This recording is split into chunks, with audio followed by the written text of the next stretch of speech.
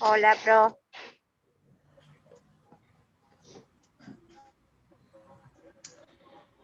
Hola a todos. Tardes. Buenas tardes a todos. Hola, buen día. Hola. Hola, ¿cómo va? Buenos días. Muy bien. Muy bien. Somos 30, entrando. Hola, ¿qué tal? Hola, ¿cómo están?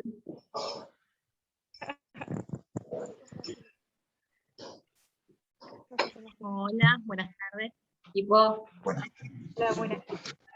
Nos vamos a tomar estos primeros minutitos de tolerancia, ¿sí? Para dar lugar a que se pueda conectar la mayoría. Bien.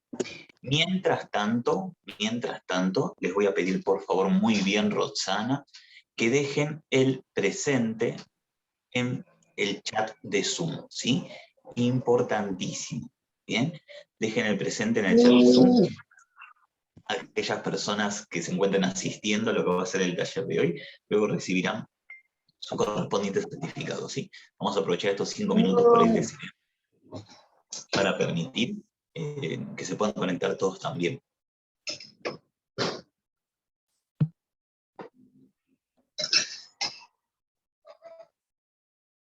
Profe, Sí. yo aparte soy Gabriela Ludwig, pero estoy con la computadora de mi hija, por eso figuro como Lourdes Escorcielo. Yo ya puse. Bueno, está muy bien. perfecto. Pongan el presente para entregar el certificado. Yo ya lo puse y les expliqué. Muy bien. Ok. Gracias.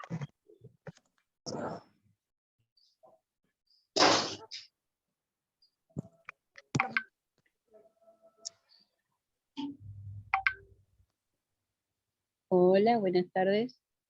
Buenas tardes. Buenas tardes. Tardes. Como bien les decía, a aquellas personas que se están incorporando recién, vamos a tomar estos primeros minutitos de tolerancia, ¿sí? Para dar lugar a que se pueda conectar la mayoría. Solamente 5 minutos, ¿bien? Mientras tanto, Buenas tardes. hola, buenas tardes. Aprovechen para dejar el presente. Por favor, no se olviden de dejar el presente, en tanto que esperamos y Buenas le... tardes. Muy bien. Que tomará la palabra en principio, en el primer momento, la directora Silvia Blanca López, ¿sí? Que nos va a hacer la apertura. Pero mientras tanto, por favor, vayan dejando el presente. Hola, profe. Hola, ¿qué tal? ¿Cómo les va? ¿Cómo estás? Por suerte bien. Ahí lo veo a Pedro levantando la mano. ¿Alguna pregunta? Pedro Fernando. Vamos por 44.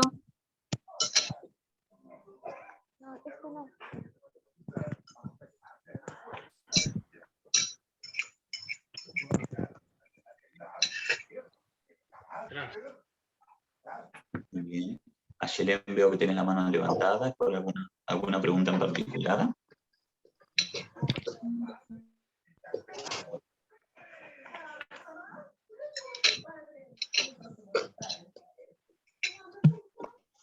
Hola, buenas tardes. Yo hice una pregunta en el chat.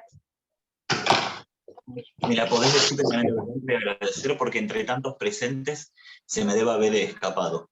Preguntaba si vamos a escucharlo a ustedes nomás exponer o vamos a interactuar entre todos. Bien. Bueno, la idea es que sea un espacio de diálogo, ¿sí? La idea es que sea un espacio de diálogo. Claro que hay un tema que se va a desarrollar, pero también claro está que tenemos cierto tiempo limitado, ¿sí? Tenemos cierto tiempo limitado, no por cuestiones del orden de lo personal, sí porque habrá personas que se habrán anotado en más de un taller el día de hoy y el próximo comienza a las 3 de la tarde, ¿sí? Entonces, yo tengo como tiempo límite las 3 menos 5 minutos para ir cerrando el tema, ¿sí? Para ir cerrando el tema y poder dar lugar a que aquellas personas que se encuentran en el taller actual, ¿sí? En este taller que van a estar conmigo hablando de la subjetividad, del concepto de sujeto en el rol del acompañante terapéutico, puedan, claro está, terminar de escucharlo y pasar al próximo taller, ¿sí? Pero claro que cualquier tipo de pregunta es bienvenida siempre, y esto es una obviedad, ¿sí? Siempre que sea pertinente, ¿sí? ¿Por qué aclaro esto? Bueno, porque más de una oportunidad, yo sé que esto es obvio, pero más de una oportunidad ocurre que los temas que se proponen no son los temas para los que estamos convocados, ¿sí? Bueno, siempre que sea pertinente, en cualquier pregunta, cualquier comentario, es muy bienvenido, ¿sí? Es muy bienvenido. Bien, gracias. No, de nada. Bueno, me parece que la gente se va a seguir ingresando. Escucho algunos ruidos como de micrófonos por ahí abiertos. Les voy a pedir que tengan cuidado con los micrófonos, ¿bien? Que tengan cuidado con los micrófonos, que en la medida que no estén hablando o que no quieran hacer una pregunta, si pueden silenciarse mejor, porque somos muchos. Esto no es como una clase en donde por ahí somos 15, 20 personas. Entonces, la medida que no estén haciendo preguntas, si pueden silenciarse, se los voy a agradecer, para poder facilitar en este caso la limpieza del audio, ¿sí? ¿Empezamos, Silvia? ¿Te parece? Empezamos porque tenemos un día largo, ¿sí? De las 13 hasta las 20 horas o más, así que vamos a dar comienzo. Antes que nada, decirle, bueno, feliz día, ¿no? A los que son acompañantes terapéuticos, al equipo, que son todos acompañantes terapéuticos, todos en el campo de trabajo. Así que para primera instancia me voy a atrever a agradecer al equipo de las sedes operativas, un equipazo. Nosotros que siempre hablamos de trabajar en equipo, ¿sí? Bueno, estas cosas se logran trabajando en equipo. Y a ustedes desearles una hermosa jornada, ¿sí? Desde nosotros, desde Sede Palomar, que hace una gestión impresionante. Este año he hecho la gestión, viene haciendo una gestión maravillosa de su estilo, único, de la Morón Sur, de la Castelar Barrio Parque, de la sede San Justo y la sede San Clemente, ¿no? De la costa ya tenemos sede en costa. Y abrimos 2 más, sede Castillo y Lomas del Mirador. Desearles un hermoso día y entender que acompañar al otro es acompasar. Yo siempre digo que estas profesiones que nosotros elegimos son mataego, ¿sí? Nosotros no importamos mucho, existe el otro. El otro y la posibilidad. El otro y lo que puede. El otro y eso que él va a lograr y nosotros apenas somos. Entonces, cuando entendimos eso, ¿no? Nos queda solo ponernos a trabajar frente a ese obstáculo, ¿no? Que el otro va a superar. Y siempre hago esto hincapié. Y entender como esas frases que uno le quedan en la mente, las patologías se escriben, ¿no?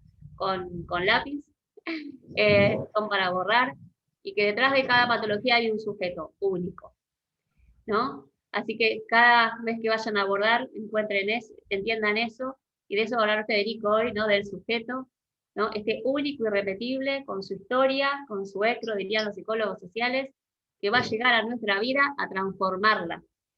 Porque lo que vienen a hacer esos acompañados a nuestra vida es transformarlo la vida a nosotros. De eso se trata ser acompañante terapéutico.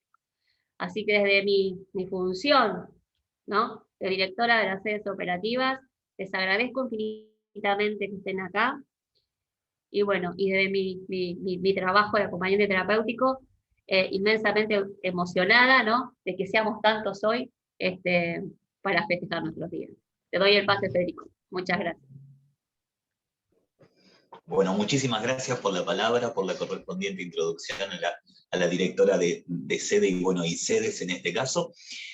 Sumándome un poco a lo que ella dice, felicitar por el Día del Acompañante Terapéutico, día que, bueno, tiene cierta polémica, ¿no? Todavía el día de hoy. Pero bueno, para todas aquellas personas que consideren que se las debe saludar, nuestro más sentido saludo, ¿sí? Bueno, vamos a ir empezando entonces con el tema que vamos a desarrollar hoy. Bien, la propuesta para el taller del día de hoy es poder conversar un poco sobre esto que es el rol del acompañante terapéutico, pero conversar sobre el rol del acompañante terapéutico entendiendo, ¿sí? que el AT como tal, en realidad, es el producto, o podríamos pensarlo como el producto, de una necesidad, ¿sí? De una necesidad. Y vamos a ir tratando de hacer este recorrido sociohistórico, sosteniéndonos en cuáles fueron las ideas, ¿bien?, que dieron lugar a esto que es el acompañamiento terapéutico. Entonces, a modo de introducción inicial, ¿sí? A modo de introducción inicial, aquellas personas que se conectaron tarde recuerden dejar el presente, ¿sí?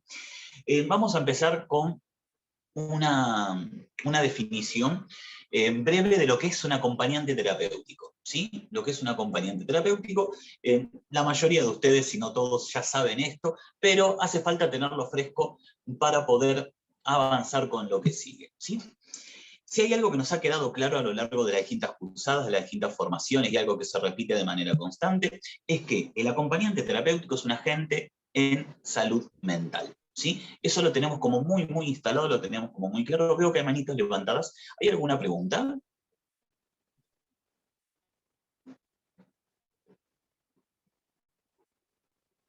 ¿No? La manita, habrá quedado la manito ahí entonces, ¿no? Bien. Bueno, como bien decíamos entonces, el acompañante terapéutico es un agente en salud mental.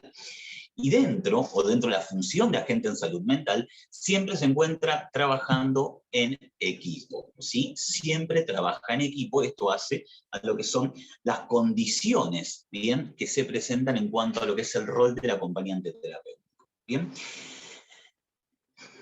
¿Cómo se despliega esta función? Bueno, esta función se despliega poniendo en juego, ¿sí?, los distintos medios o herramientas asociados a lo que es el marco de la psicología que propone el sostén y continuidad de los distintos tratamientos terapéuticos, ¿sí? De los distintos tratamientos terapéuticos, pero lo hará desde una perspectiva distinta al resto de profesionales. De hecho, la idea del día de hoy es poder entender justamente cómo la T se viene a insertar debido a la concepción de sujeto, ¿bien?, para tratar de cubrir aquello que faltaba o que falta, ¿sí? Aquello que falta.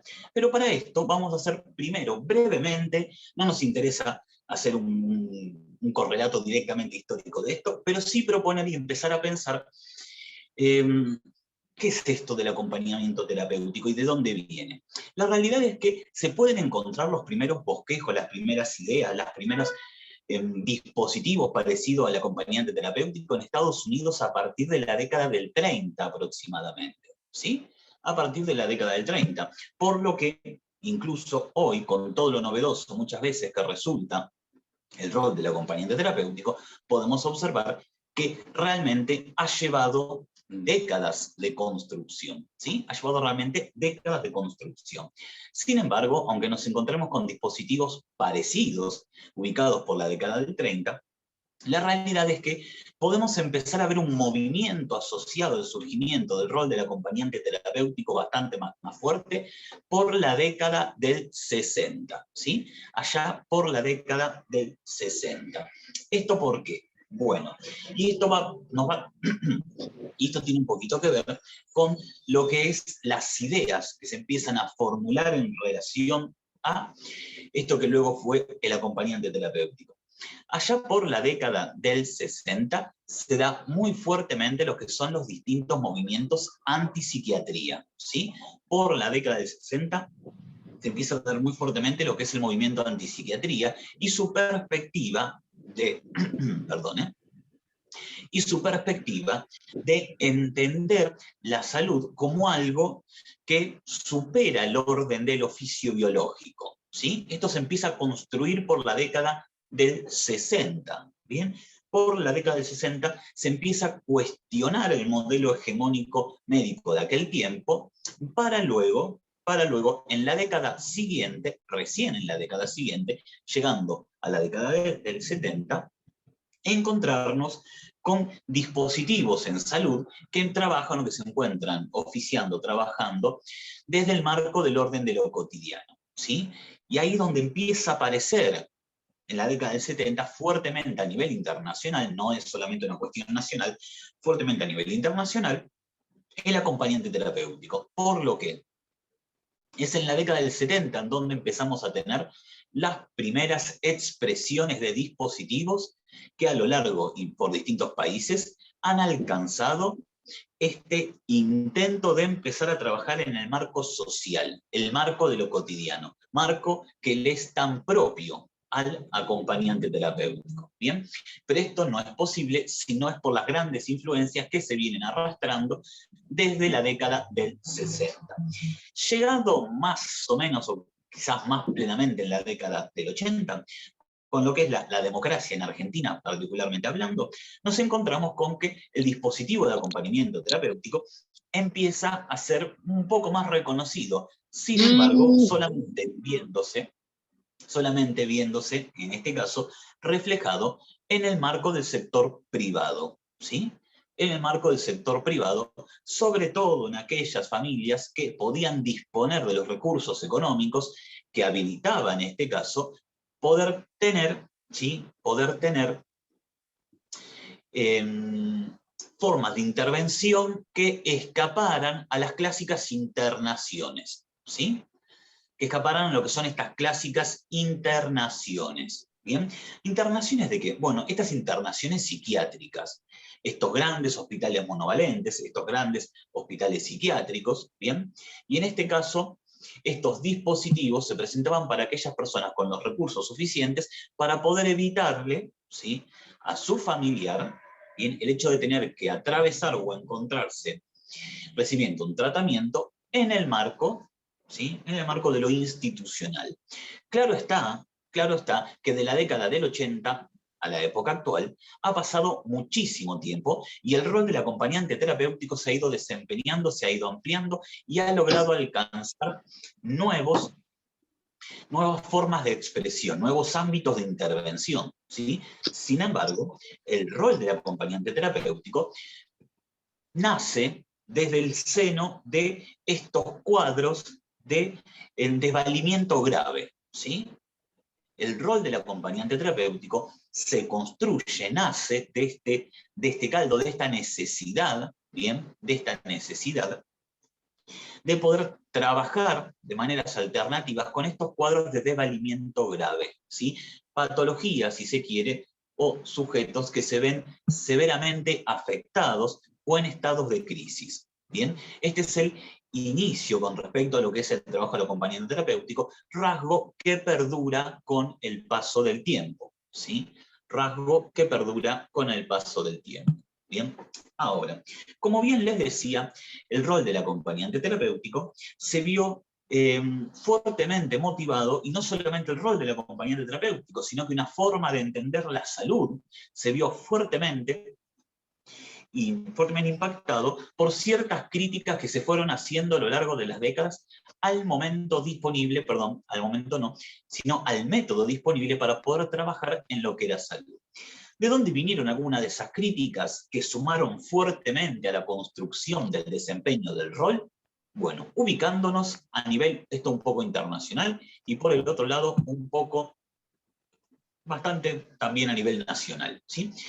El psicoanálisis. El psicoanálisis como escuela psicológica, bien, como escuela psicológica, disidente de lo que es la psiquiatría clásica, ¿sí?, no la psiquiatría actual, de lo que es la psiquiatría clásica, se propuso buscar nuevas alternativas y al mismo tiempo construir nuevas consideraciones de sujeto. ¿Bien?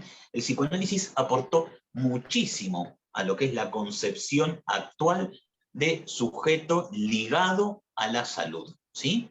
Muchísimo. ¿Bien?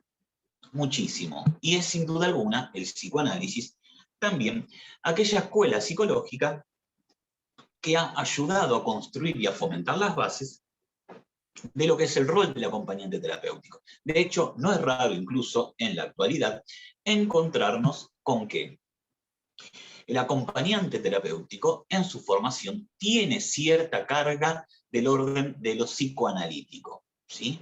Tiene cierta carga del orden de lo psicoanalítico, aunque en las propias descripciones de los campos de estudio se comenta que el acompañante terapéutico no realiza interpretaciones asociadas con el marco del inconsciente. ¿Esto de dónde viene? Esta especie de incoherencia que no lo es. Bueno, esto viene desde la formación básica, desde las ideas que fueron constituyendo al desarrollo del rol del acompañante terapéutico, fuertemente apoyado en lo que es la escuela psicoanalítica. De hecho, grandes autores argentinos que han trabajado con lo que es el rol del acompañante terapéutico han tomado perspectivas en cuanto a la clínica fuertemente afianzada en este tipo de modelo, ¿sí? Fuertemente afianzada. ¿Y esto también por qué? Porque somos un país psicoanalítico, desde la perspectiva psicológica, ¿sí? Argentina es un país psicoanalítico, ¿sí?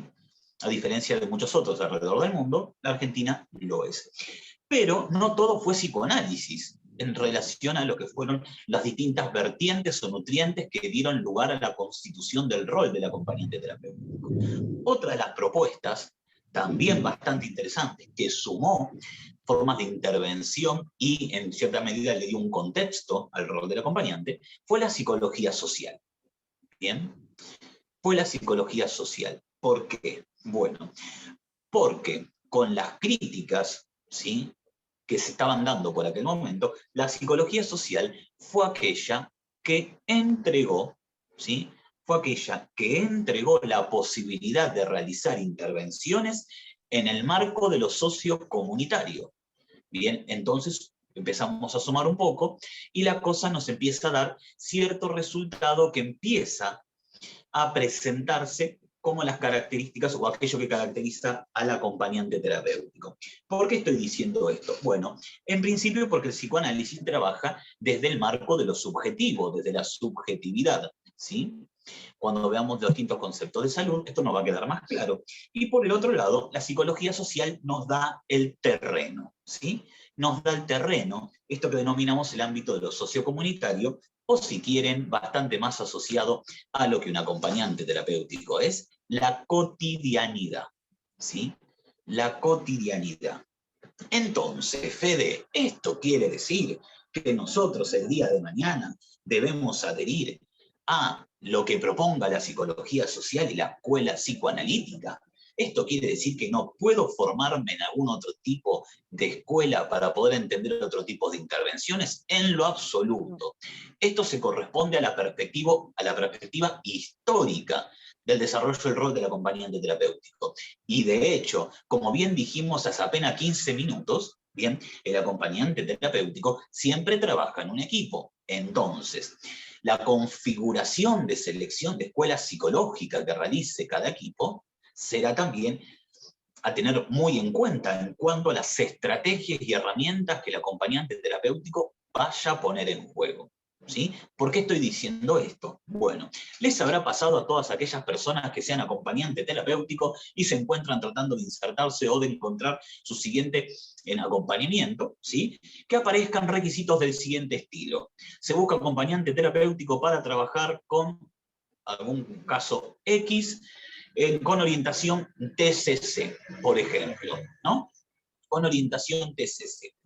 ¿Qué es esto de TCC? Para aquellos que no conozcan, habrá seguramente un montón de ustedes que sí. Bueno, terapia cognitivo-conductual. Bien, ¿esto qué quiere decir? ¿Que el acompañante debe ser psicólogo conductual? En lo más mínimo, claro que no. Lo que quiere decir es que el equipo terapéutico se encuentra trabajando de manera cognitivo-conductual con su paciente y que por lo tanto muchas de las herramientas que se van a poner en juego para con el acompañante deberán ser de ese estilo, por lo que en este caso las influencias del psicoanálisis no estarían poniéndose en el ejercicio o en el marco de lo actual en ese caso en particular, ¿sí? Bien, no estaría poniéndose entonces dentro del marco de lo actual, ¿sí? Que exista toda esta historia asociada con el AT no quiere decir que esto deba influir directamente en las herramientas a disposición por parte del AT, como una cuestión a dejar bien en claro, ¿sí? Luego, todos estos movimientos, todo esto que estuvimos conversando, generó distintas apariciones a lo largo del globo sobre dispositivos similares, ¿sí? Dispositivos similares al acompañante terapéutico, y cada cual tuvo su nombre. Como para dejar cierto registro de esto, los voy a nombrar, ¿sí? Pero solamente los voy a nombrar, no voy a profundizar en cada uno, como para señalar cuáles podemos entender que fueron los antepasados del acompañante terapéutico. En Francia, por ejemplo, teníamos el animateur, ¿sí? El animateur. En Francia, entonces, un dispositivo que tendía a la socialización de las personas con distintos trastornos mentales era el animateur, ¿sí? Luego tenemos, o teníamos, mejor dicho, en España, el monitor del tiempo libre, ¿bien? Como otro dispositivo que se asemejaba bastante a lo que es el acompañante terapéutico actual. Luego tenemos el interviniente clínico, ¿sí? El interviniente clínico se daba en Canadá, ¿sí? En Canadá, el interviniente clínico. Luego tenemos en Inglaterra y Bélgica los dispositivos de enlace, ¿sí? Como otra forma, otra nomenclatura para pensar el rol del acompañante. Y por aquellos años, década del 70, década del 80, el amigo cualificado, ¿sí? En Argentina y Brasil. Amigo cualificado seguramente lo habrán escuchado en alguna oportunidad, ¿sí? Algunos nombres que hablan de lo que es el pasado del acompañante terapéutico, ¿sí? Ahora bien, pequeña cuestión a tener en cuenta, ¿sí? Hace un ratito yo estaba ubicando un poco cuáles son estas influencias que dieron al lugar, ¿sí? ¿Cuáles son estas influencias? Pero estas influencias estaban más orientadas a la constitución del acompañante terapéutico como tal. ¿Bien? Sin embargo, yo les dije hace un ratito que en realidad lo que más nos importaba el día de hoy era poder empezar a pensar cuál es la concepción de sujeto que entrama y que da lugar, en este caso, a la figura de acompañante terapéutico, ¿sí? La concepción de sujeto, ¿bien? Y en este punto, y en este caso, no podemos pensar al sujeto con el cual trabaja el acompañante terapéutico, ¿sí? Si no es desde ciertos cambios de paradigma que se fueron dando a lo largo del tiempo. Sí, veo una manito levantada. ¿Alguna pregunta?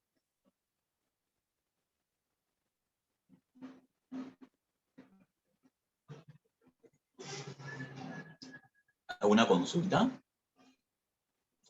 Mayra Vera. ¿No?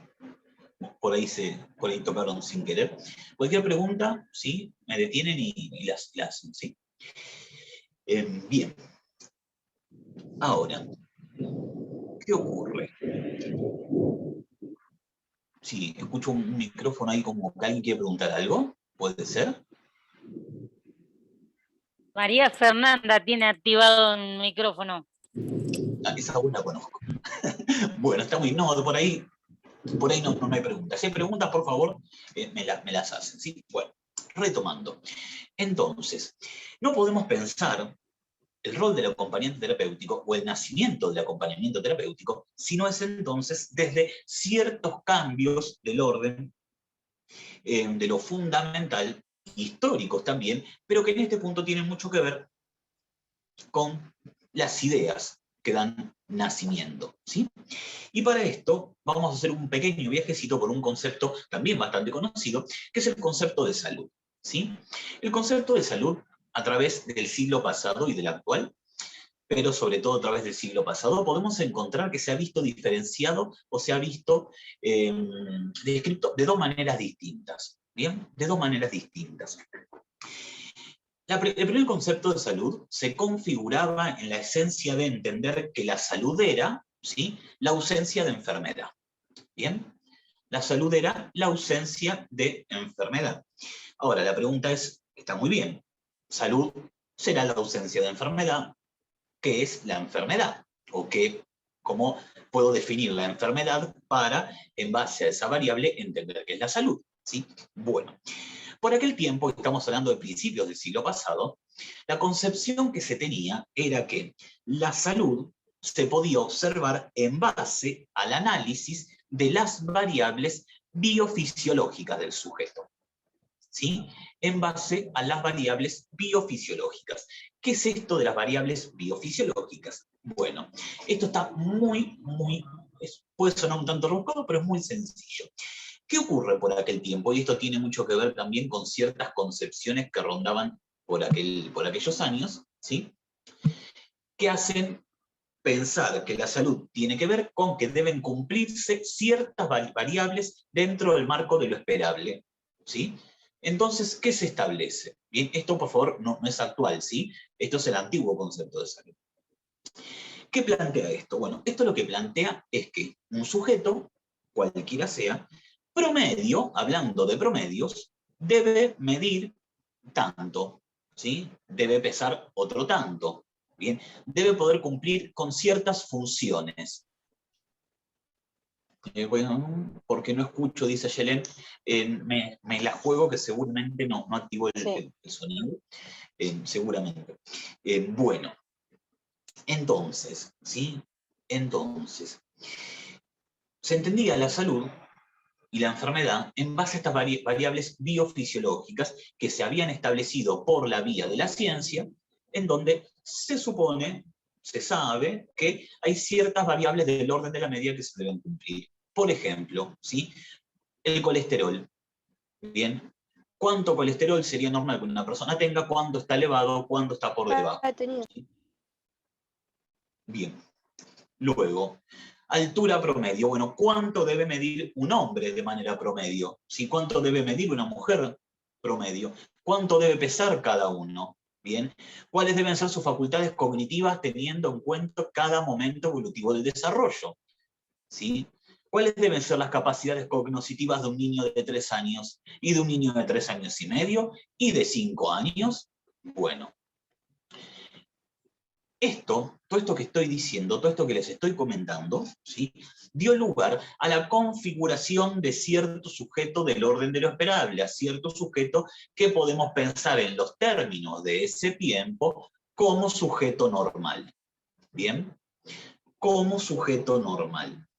Ahora,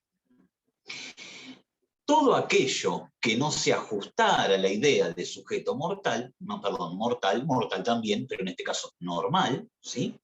Era trasladado y cruzado y llevado al otro lado de la línea que tenía que ver con la enfermedad, ¿sí?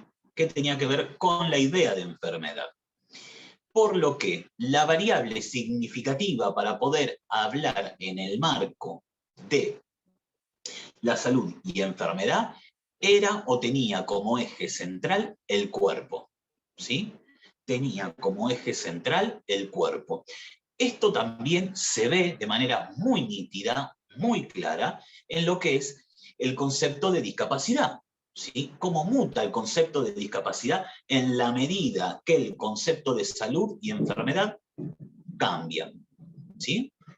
¿Por qué estoy diciendo esto? Bueno, el antiguo concepto de discapacidad era aquel que se encontraba ciertamente, por razones obvias, sujeto al paradigma médico hegemónico.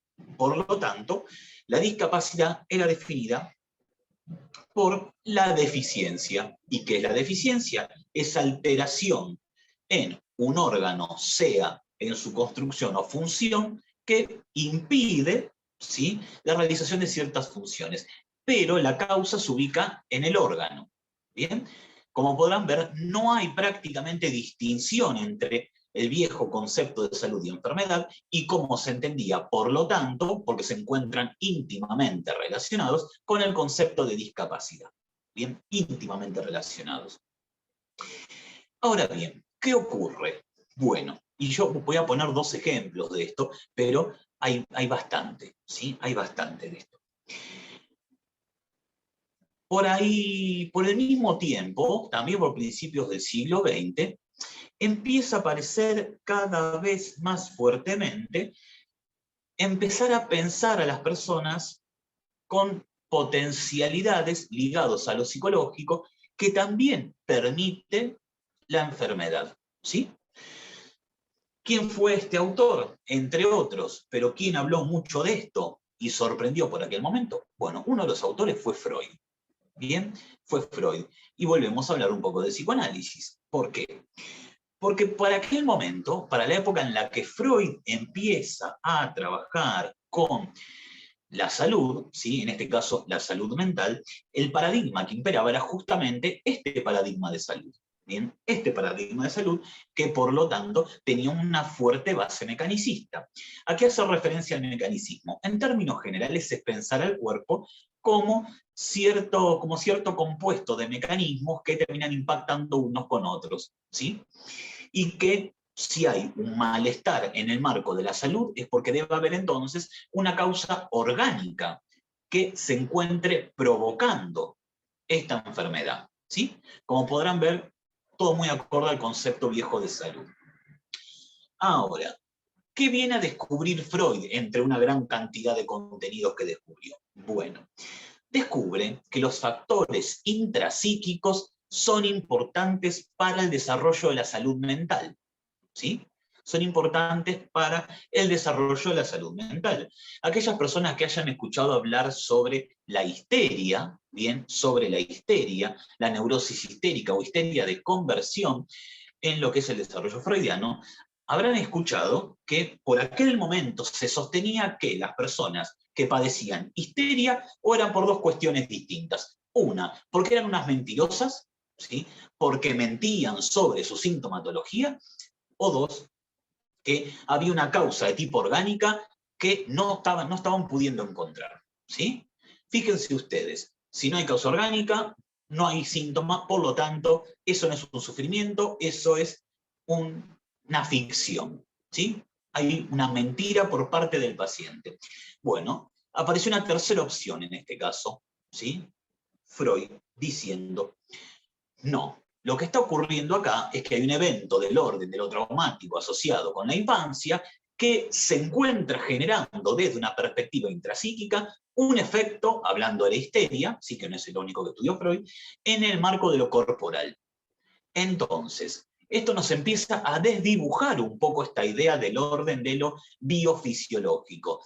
Ya no se puede empezar a pensar de manera tan tajante la salud y enfermedad ajustado a las variables biofisiológicas, ¿sí?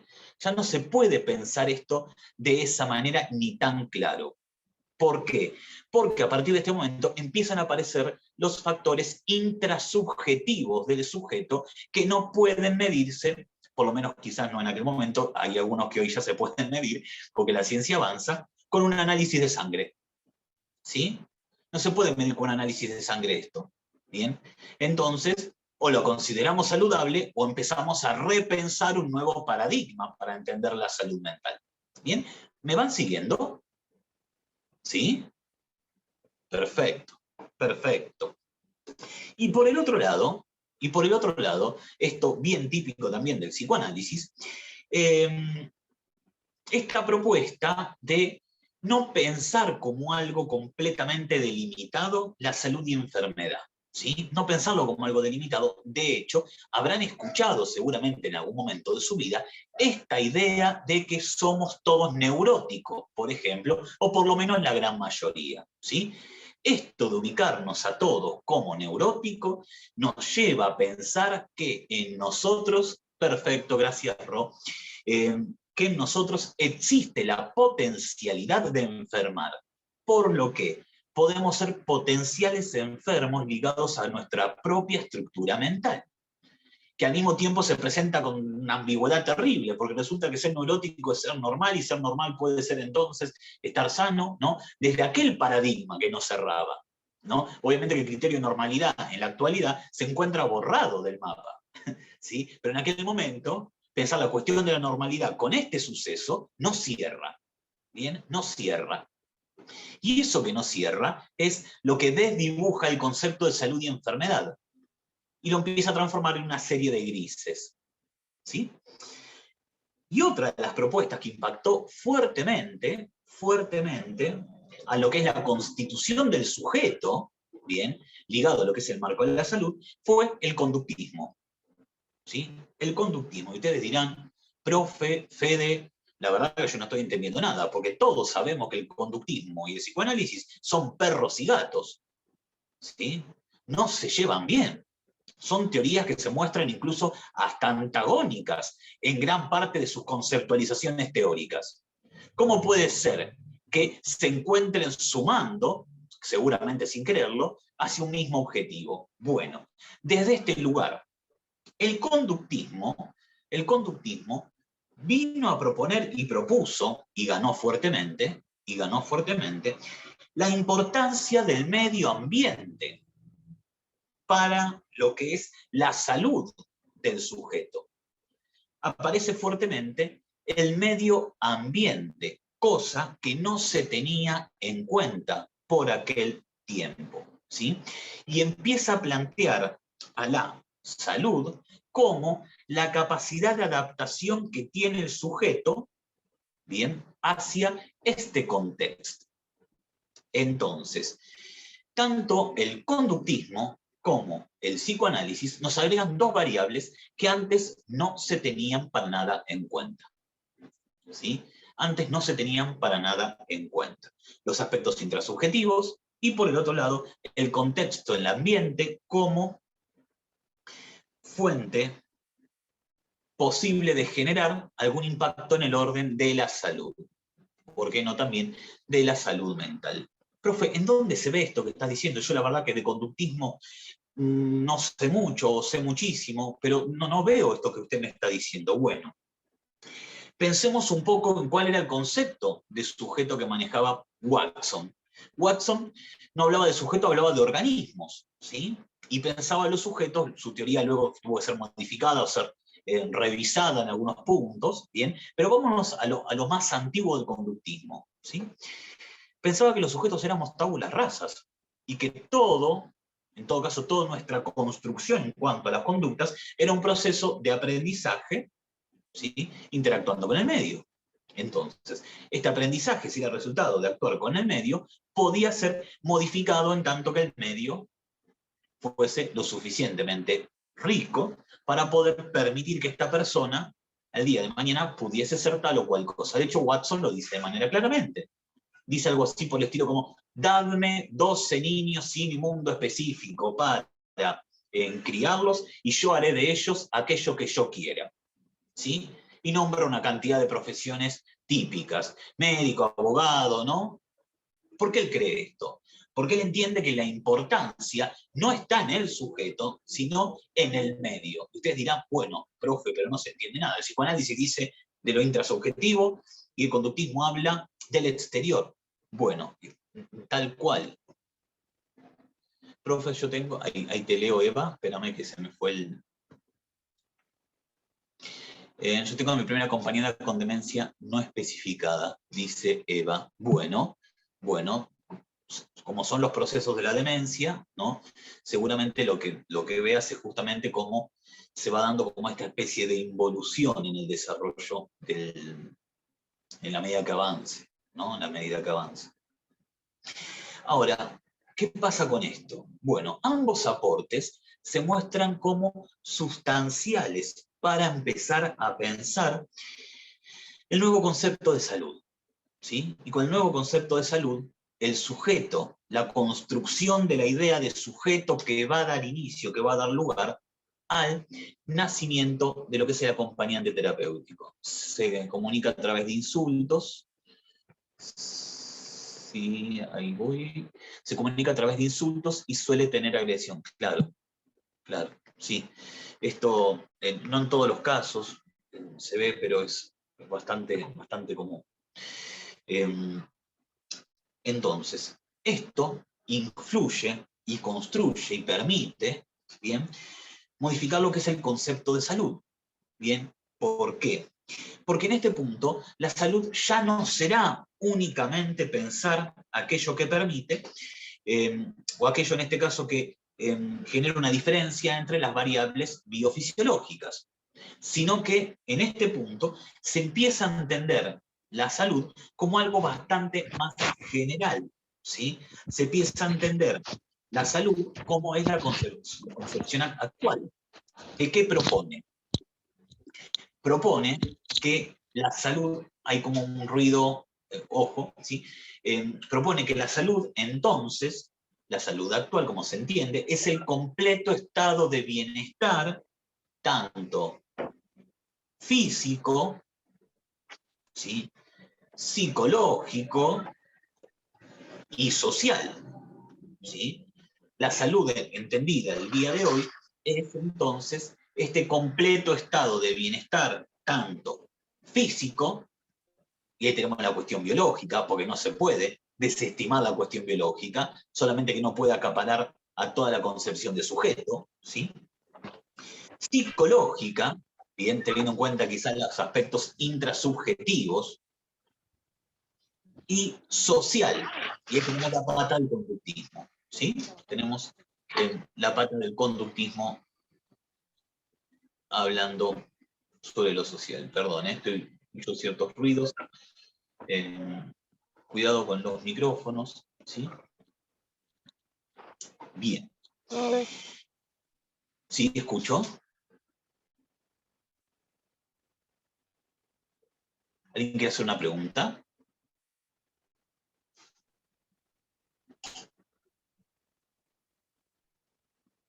Bien. ¿Esto a qué va a dar lugar? Bueno, a la concepción de sujeto, sin la cual el acompañante no hubiera podido ser tenido en cuenta, ¿sí? ¿Cuál es la concepción de sujeto? Bueno, la idea de sujeto biopsicosocial, ¿sí? La idea de sujeto biopsicosocial, ¿sí?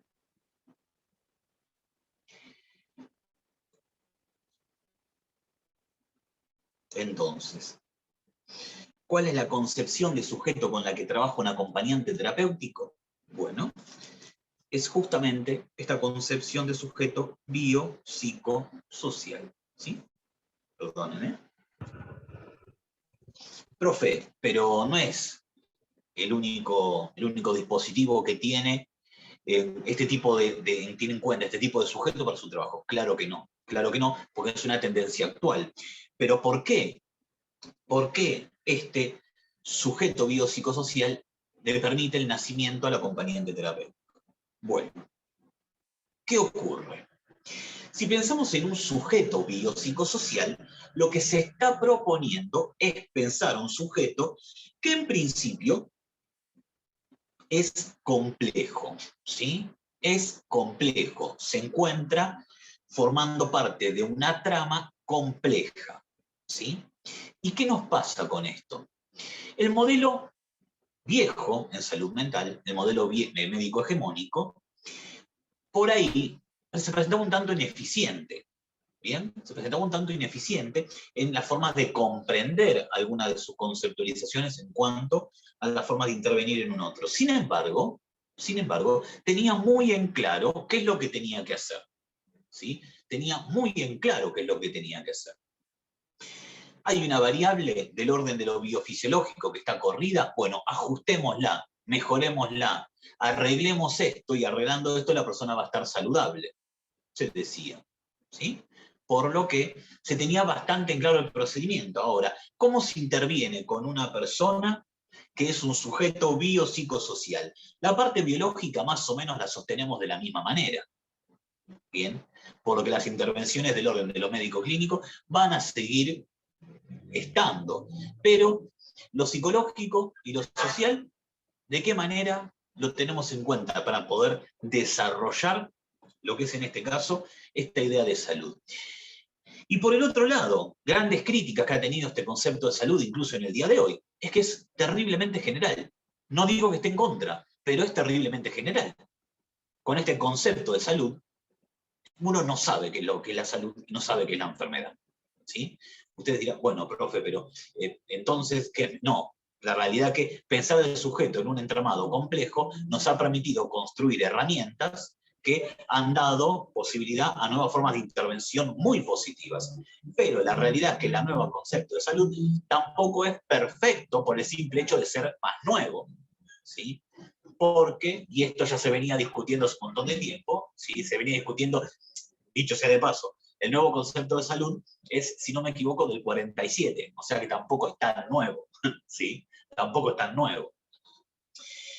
Y que, por otro lado, uno de los grandes temores, ustedes recuerden que en este caso la salud se piensa como una ciencia muy ligada al marco de lo social, pero también tiene que tener sus fundamentos bien del orden de lo científico, es con un concepto así, cada cual luego podrá utilizar este concepto en beneficio de cualquier tipo de política pública que coincida más o menos con estos criterios. ¿Bien? Y si bien esto es cierto, bien, y si bien esto es cierto y genera sus problemas, bien, y genera sus problemas, también es cierto que no nos alcanzaba con lo anterior, ¿sí? No nos alcanzaba con lo anterior. Entonces, ¿qué ocurre?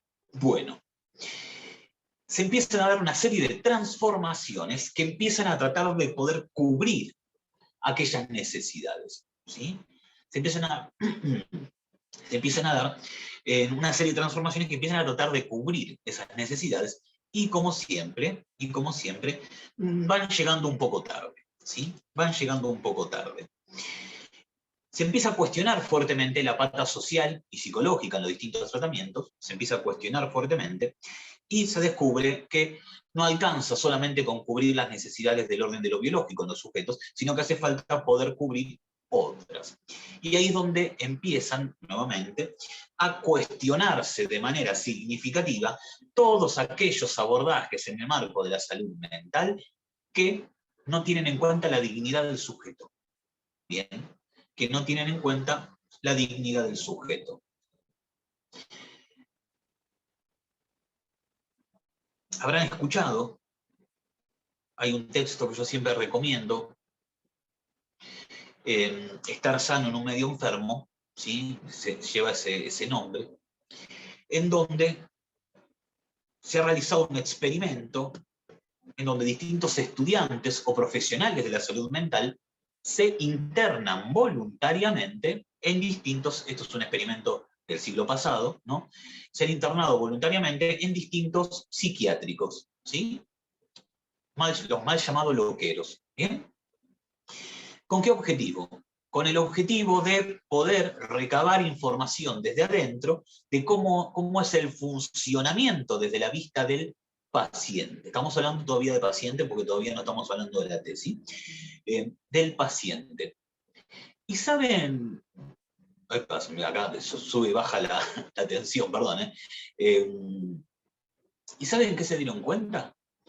Que estos tipos de dispositivos no solamente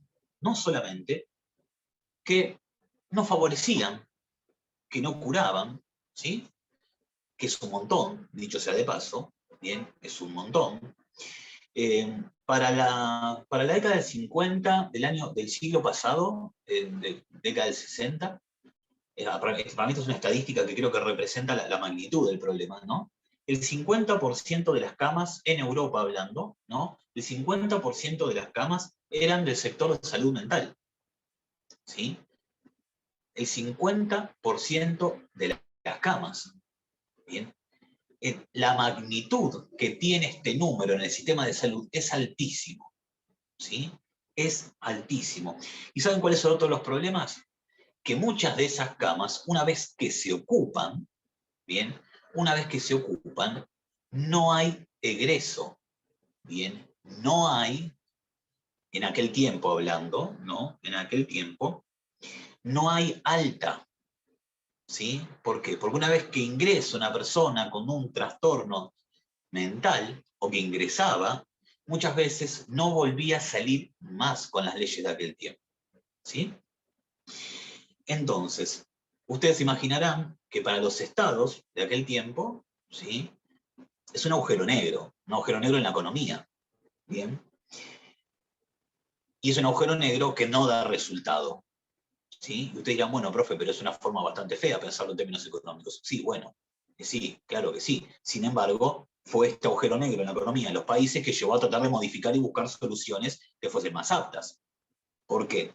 Porque teníamos a personas internadas por décadas en distintos neuropsiquiátricos y ninguna era vuelta hacia el contexto social como personas más adaptadas, o una cantidad ínfima de personas. ¿Y esto qué ubica? Que no está resultando el método, que no está pudiendo dar cuenta de las problemáticas. Es más, se convierte en una problemática porque no solamente que esos dispositivos de encierro no eran útiles, en tanto que, ¿cuál es la idea de cualquier dispositivo de salud? Se corta, dice Eva, ¿el resto cómo me escucha? ¿Me escucha bien? ¿Sí?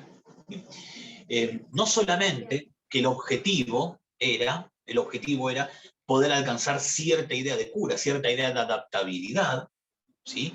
sino que también estos sistemas terminaban impactando, afectando, deteriorando la salud mental de aquellos pacientes que se encontraban internados. ¿Sí? Y esto es bastante más grave, ya es gravísimo que no dé resultado el método. Es gravísimo, ¿sí? Porque ¿para qué está si no es para poder, en todo caso, curar? ¿Sí? O por lo menos tratar de hacerlo.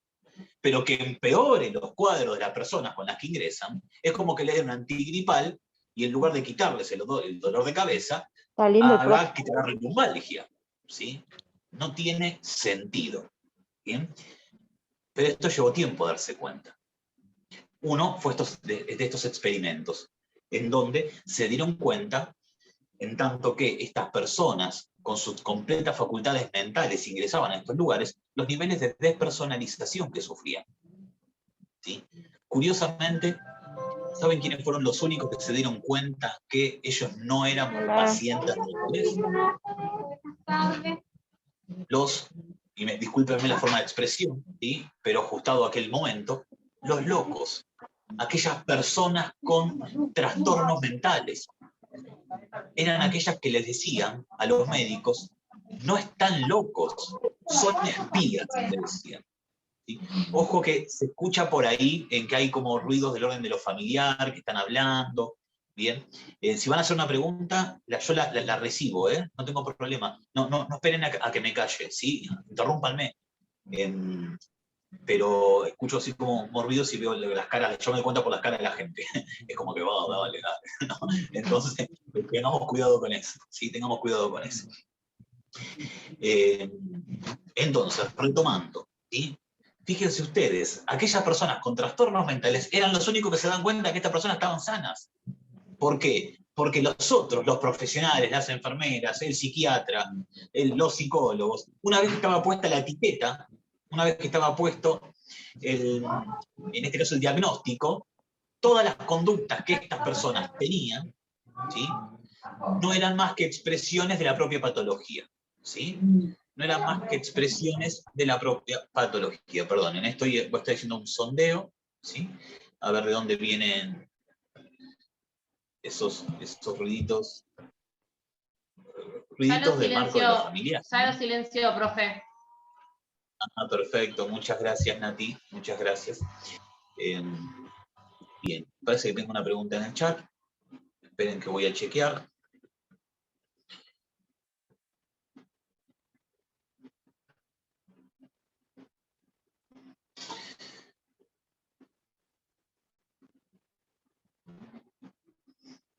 Bien, veo los mensajes para hacer la tenemos poca. Bueno, puede ser, sí. Nati, ahí la veo a Eva que está teniendo problemas con el audio. Me juego que es porque no ha activado el audio Zoom. Si la podés guiar un poquito, por ahí de esa manera. Bueno, yo ahora le escribo a ella al chat, al privado. Bueno, gracias. De nada. Bueno, entonces, ¿qué observaron? ¿Sí? ¿Qué observaron? Bueno, observaron de golpe que cuando un paciente le preguntaba al psiquiatra la hora, el psiquiatra no escuchaba ni la pregunta, por ahí de suerte decía buenas tardes y seguía caminando sin detenerse. Por ejemplo, ¿sí? E hicieron este mismo experimento, está muy bien, Romina, no te hagas problema, hicieron cuenta que este mismo experimento, en otros contextos donde las personas tienen menos tiempo, siempre se detenían a contestar. Pero las personas tildadas de pacientes en los neuropsiquiátricos, nadie le contestaba. ¿Sí? Otra de las cuestiones que se veía y que llamaba la atención, hay un caso en particular de una enfermera que se le había desacomodado el corpiño, se le había desabrochado, no sé qué, y no tuvo ningún tipo de reparo, pudor ni vergüenza en quitarse la remera frente a un pabellón lleno de hombres, ¿sí? Acomodarse el corpiño y luego volver a ponerse la remera, el ambo, lo que sea.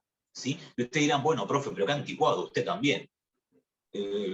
¿No? Bueno, pero estamos hablando de la década del 60 y seguramente incluso hoy en el año 2021 a pocas de ustedes ¿no? se les ocurriría arreglarse el corpiño en la vía pública a la vista de todos los vecinos. Por ahí sí, qué sé yo. no es un juicio de valor, pero lo que sin duda alguna se está poniendo en juego en este caso es que a estas personas, en tanto que se encontraban etiquetados como locos, no se los tenía en cuenta en su cualidad de ser humano y mucho menos su cualidad de hombre. ¿Se entiende? ¿Sí?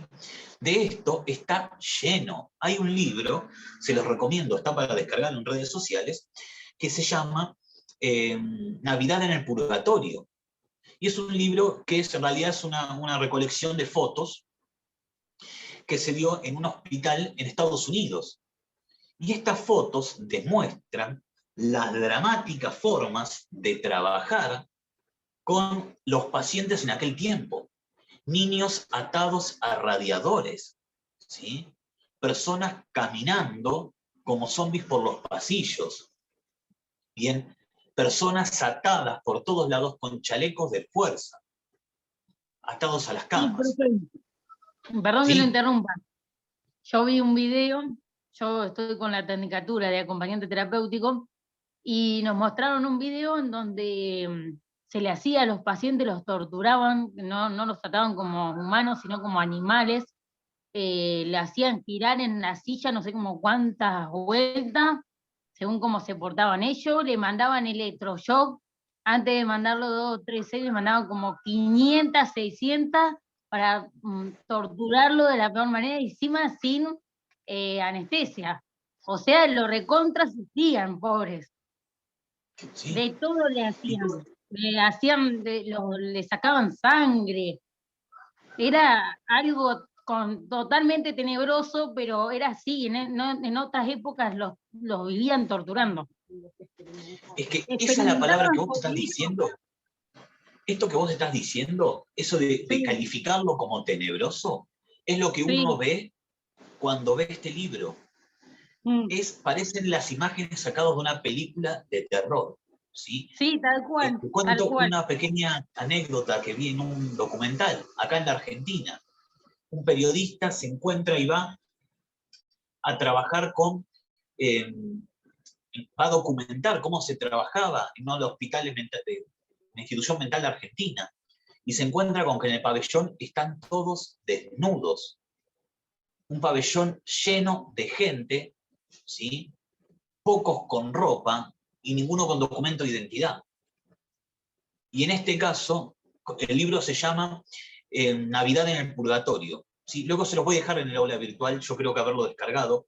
Se los voy a dejar, si no se los dejo, pueden buscarlo igual ustedes por su cuenta, está, porque yo lo vi en su momento. Y cuando le preguntan a los médicos por qué los tienen así, la respuesta fue, si no se dan cuenta de nada. ¿No? ¿Vale la pena vestir a 100 personas? Bien, claro que vale la pena. Pero en aquel momento era el orden que imperaba, ¿sí?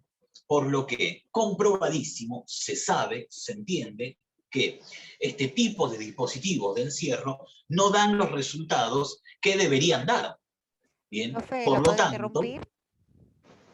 ¿Sí? Hola, profe, Mónica ¿Escucho? le habla. Yo me acuerdo, yo era chica, ¿no? En ese momento, hace años.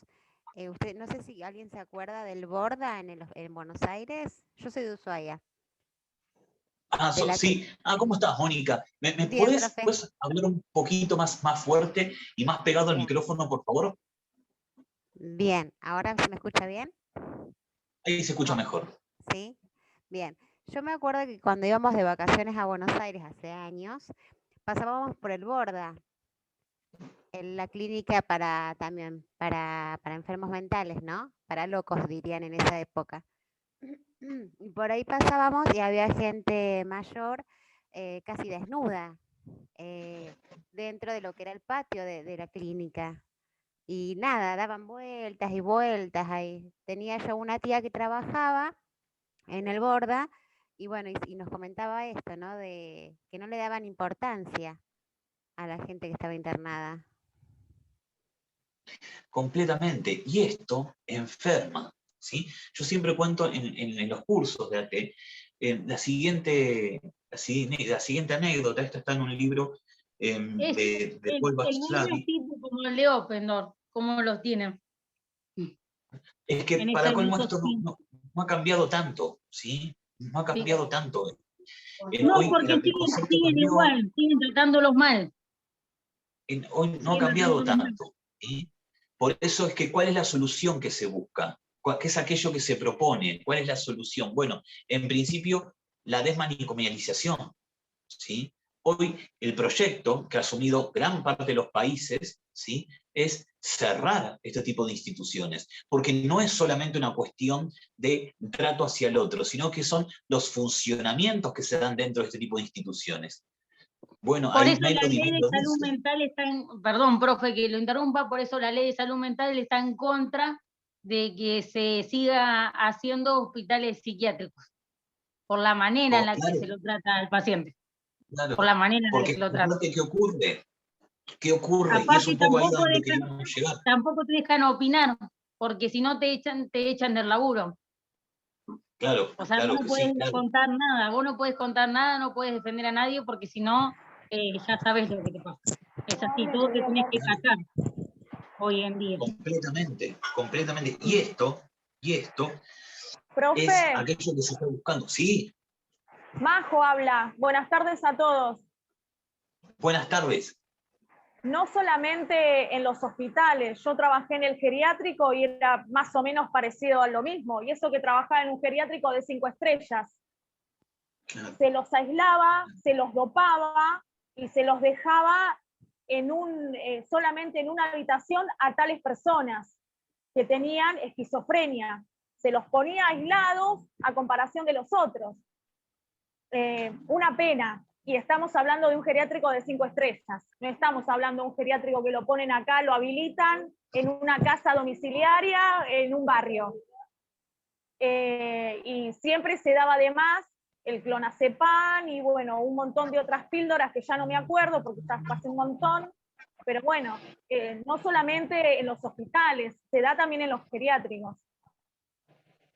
Lamentablemente. No, es que bueno, esto que bien nos dice Majo, ¿sí?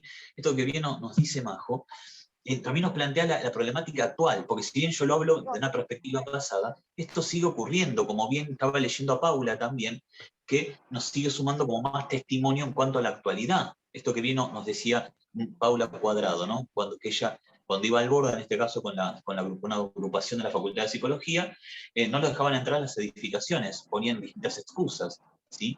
Ahora, a mí es un caso, es trágico, pero se presenta como tragicómico al mismo tiempo, ¿no? Yo siempre pongo este mismo ejemplo como para que entendamos el impacto muchas veces de las sanciones en cuanto a la salud del otro. Lo cuenta Paul Václavic en un libro o una conferencia, seguramente lo contó en los dos lados. En este caso, ¿qué es lo que él cuenta? Llaman desde un hospital a uno que tenía especialidad en salud mental para que vayan a buscar a una persona que se encontraba fuertemente descompensada, teniendo una crisis de tipo psicótica, ¿bien? Una esquizofrenia. ¿Qué ocurre? Esta gente llega y ve a la persona afectada y claro, en la medida que la va a tomar para trasladarla a donde la tenían que trasladar, esta persona empezó a escupir, a morder, a pegar, a dañar, gritar, tirarse al piso, insultarlos, ¿sí? Cuestión que cuando llegaron al hospital, ¿bien?, los esperaba el jefe en la puerta diciéndole que habían traído al paciente equivocado, ¿sí? Que se habían equivocado.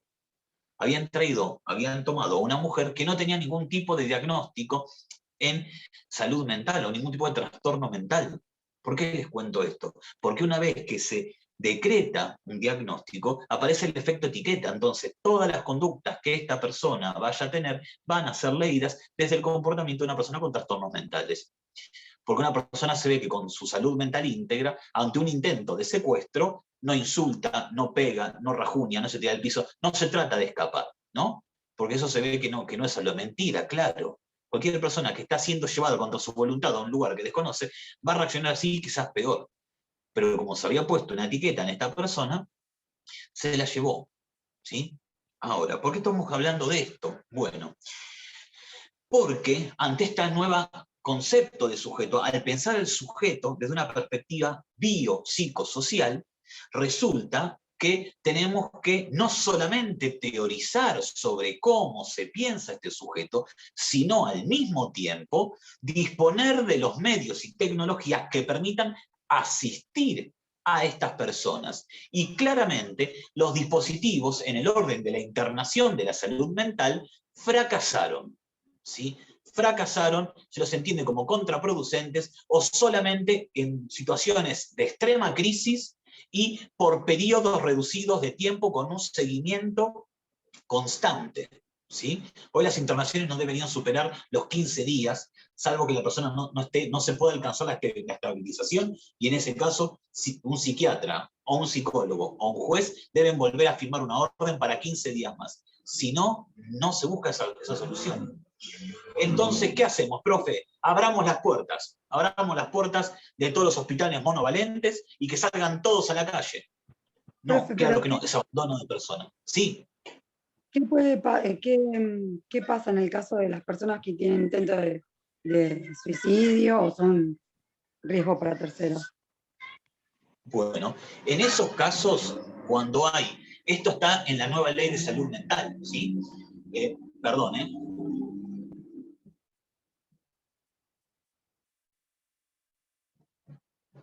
Perdón que pasó un camión y hacía un ruido. Cuando solamente podrá haber una internación en contra de la voluntad del sujeto, porque puede haber internaciones voluntarias también, cuando sea un riesgo para sí mismo y para terceros.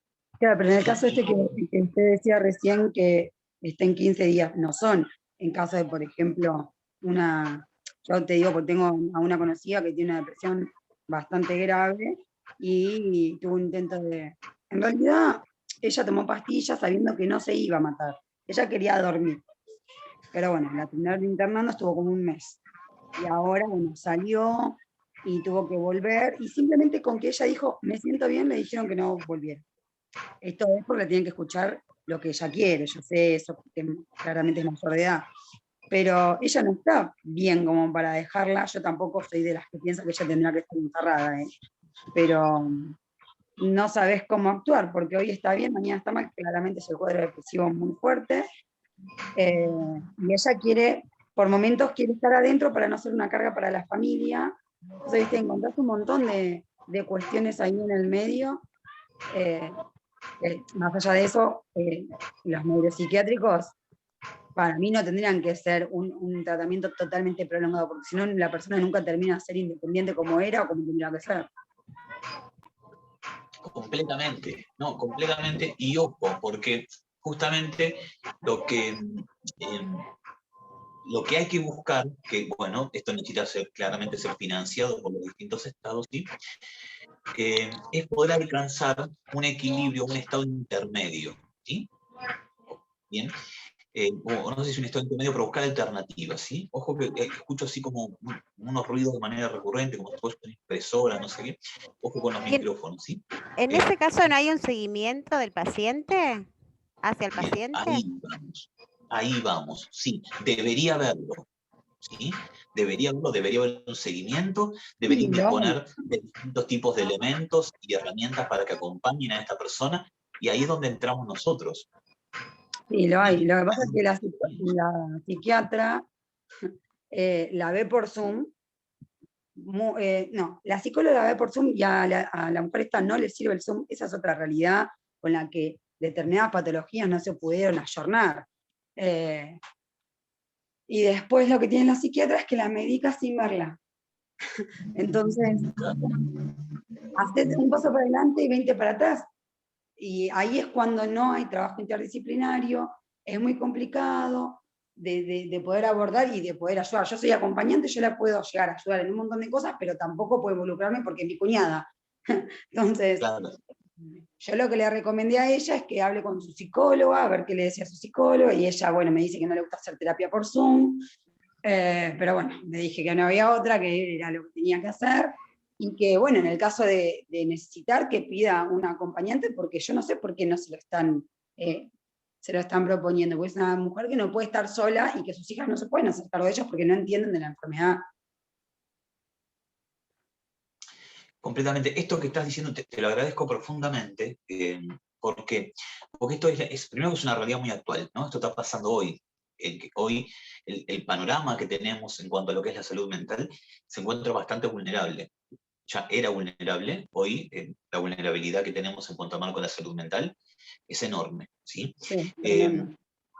Pero si tuviésemos que pensar estrategias, ¿bien? Para esto, es un poco esto de qué pasa, ¿no? ¿Cómo hacemos? Ciertamente la solución, o no puede ser una solución, abrir las puertas de los hospitales monovalentes para que salgan todos a la calle de una vez. No, bueno, ya está, es problema solucionado. No, eso no es un problema solucionado. ¿Por qué? Porque uno debe velar por la seguridad de este otro. Entonces, ¿qué se necesita? Se necesita de la creación de dispositivos que permitan, en este caso, un traslado lo suficientemente equilibrado o armónico entre un tipo de dispositivo terapéutico, como debería ser la internación, hacia la transición al marco de lo social, ¿sí? No debería ser un bueno, anda para tu casa y se terminó. Debería haber en ese lugar un dispositivo de transición, de tránsito, de acomodación, ¿sí? Hay muchas formas, se ha trabajado en esto, hay hospitales que han invertido en esto, como por ejemplo las casas de medio camino, ¿sí? En donde se juntan 2 o 3 pacientes, conviven en estos hogares, ¿sí? Y se van organizando en el día a día lo mejor que pueden en el término de lo cotidiano. El acompañante terapéutico también interviene ahí. Ahora, ¿qué ocurre con estos casos tan complejos? Bueno, en principio se sabe que no se puede, bueno, las casitas de día, dice Romina, se sabe que debe haber una contención, debe haber un dispositivo que permita que el paciente pueda encontrarse más contenido en el marco de lo social.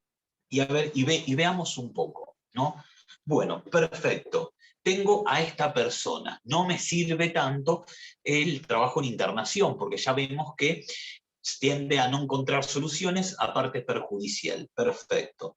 Entonces, ¿qué hacemos? Bueno, tenemos psicólogo, psicopedagogo, si hablamos de que, bueno, para un problema de aprendizaje, terapista ocupacional, podemos tener psicomotricista, fono, ¿no? La especialidad psiquiatra, sin duda, psicólogo creo que ya nombré. Perfecto, tenemos una cantidad de profesionales para poder tener en cuenta un montón. Tenemos un montón. ¿Cuál trabaja en el marco de lo cotidiano? Ninguno. De los que nombré, ninguno. Bien, ahí le leía los labios a Miriam y escuchaba el AT. Bien. Ahora, ¿esto es una coincidencia? No. Ahí es donde yo digo que el AT aparece como el resultado de una necesidad que se presenta como nueva. Por eso es que la idea del taller del día de hoy es pensar cuál es el sujeto del acompañamiento terapéutico. Bueno, es el sujeto biopsicosocial. ¿Por qué? Porque...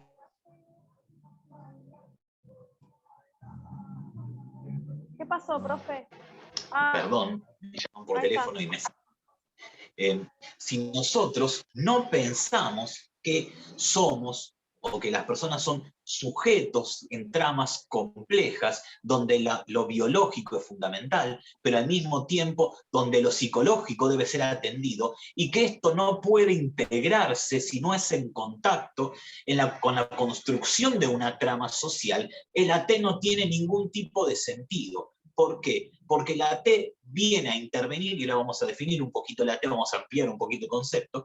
El AT viene a intervenir en el marco de lo cotidiano, esto que la psicología social le entrega y le dice, trabajar en el marco de lo sociocomunitario, le dice. Porque no podemos pensar la salud si no es con lo biológico. Pasaron un concepto muy emotivo, profe, perdón que te interrumpa. Me pasaron un concepto muy emotivo que seguramente lo comparta ahí en el chat, para no decirlo, para no leerlo acá. Sobre lo que es la TU. Sí. Bueno, ¿lo querés, que lo tenés ahí a mano? Sí, lo tengo acá en WhatsApp, justamente.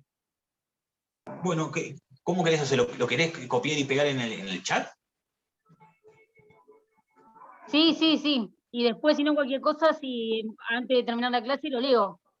Dale, me encantó, Dale, me encantó. listo. Haceme acordar cuando Listo. estamos haciendo el cierre, haceme recordar, haceme recordar.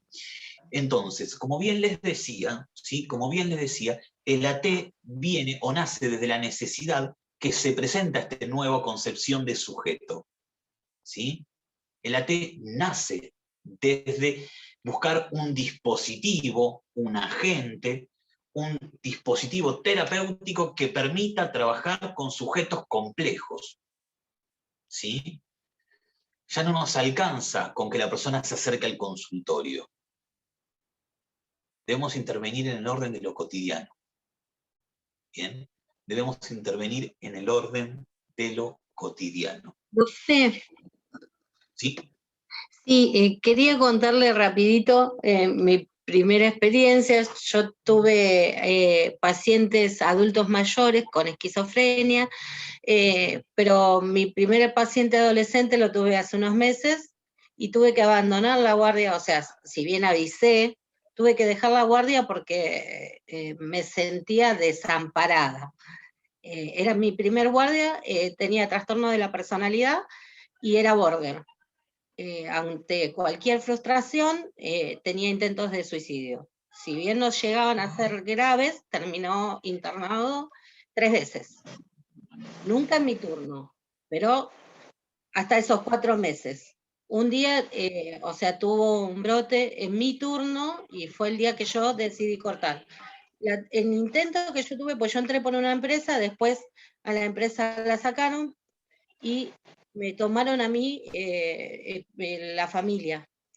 Y la verdad es que yo quería una entrevista con la psicóloga y con la psiquiatra, lo acompañaba siempre a sus entrevistas y después no me dejaban pasar y como ese, nunca tuve en 4 meses contacto con ellos.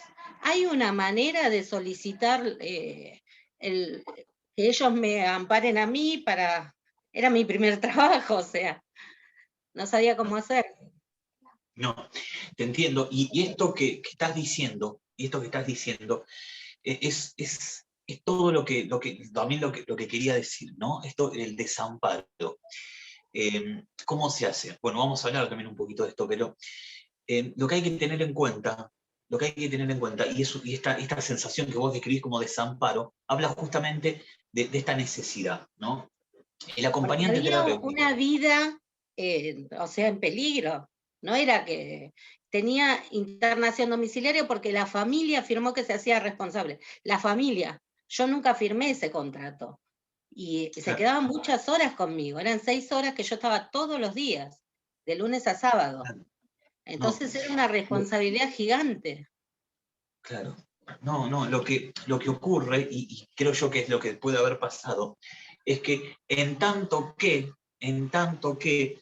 hablamos del trabajo de una persona compleja, con todas estas áreas, el AT siempre tiene la necesidad ética y terapéutica de intervenir en el marco del trabajo de un equipo interdisciplinario. Si no está el equipo interdisciplinario, el acompañante terapéutico, por más que sea el Maradona del acompañante terapéutico, para aquellos que no les guste Maradona, el Messi del acompañante terapéutico, no puede intervenir. No puede intervenir. ¿Por qué? Porque va en contra del sujeto del cual se desprende el rol del acompañante terapéutico. ¿Por qué? Porque es un sujeto complejo.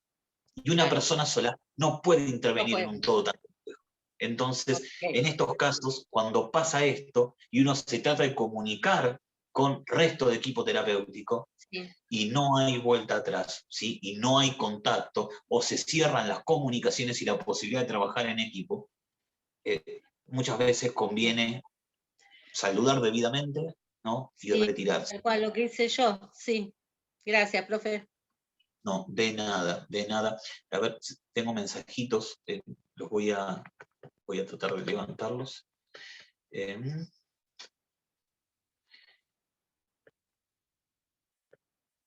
Bien, yo trabajo con una cooperativa de internación domiciliaria, no me dan con el psiquiatra, no sé el antes y después del paciente, estoy 2 horas sábado y domingo, la familia no se involucra para nada. Es más, la señora con demencia en específica firma la planilla de entrada, salida, claro. Bien, bueno, bien no, pero esto es gran parte de las problemáticas actuales que se tienen en el desempeño del rol, ¿sí? ¿Y esto por qué es grave o dificulta? Bueno, en principio porque si vamos a tratar de definir lo que es un acompañante terapéutico, en principio, lo primero que nos surge, teniendo en cuenta cómo venimos desde este concepto de sujeto, es que el AT es un dispositivo de baja exigencia, lo primero, ¿sí? Lo primero es un dispositivo de baja... ¿Qué significa que es de baja exigencia? Suena un tanto medio feo, ¿no? Pero bueno, no es para nada feo. Lo que sugiere, lo que indica que es un dispositivo de baja exigencia, que es un dispositivo que se encuentra al servicio de la socialización o resocialización del paciente, que tiene como objetivo trabajar lo que es la inserción en el marco de lo social, ¿sí?